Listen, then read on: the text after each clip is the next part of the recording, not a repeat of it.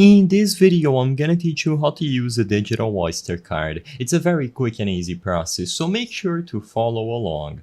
Acquiring and using a digital Oyster card is a very simple process that you can start on the TfL website, aka Transport for London. So through a web browser on your computer or your phone, visit tfl.gov.uk or look for it on Google. After you arrive at this page, to properly register and set up a digital Oyster card, click on More on the menu at the top of the screen, and then under the quick links, select Contactless and Oyster account.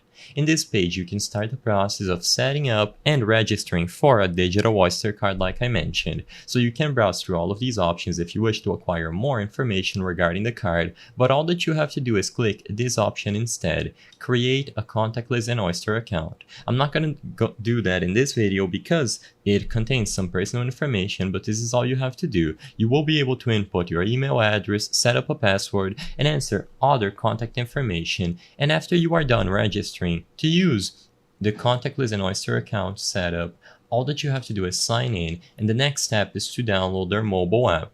Their mobile app is available on the Play Store and the App Store, and it's where you can start the process of using contactless cards, aka the digital Oyster card. So what you have to do, like I said, is download the latest version of their mobile app.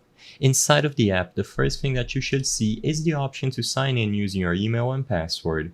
Once you are done inputting your credentials and you can access the dashboard, tap the plus sign at the top right corner of the screen to add a new card. You can include the 12-digit number or all the details about the card, and it should appear automatically linked to your account. If you already had cards attached to your account, they will appear by default. All that you have to do afterwards is set them up, load them up with balance, and you can manage them through the latest version of the contactless and Oyster card app.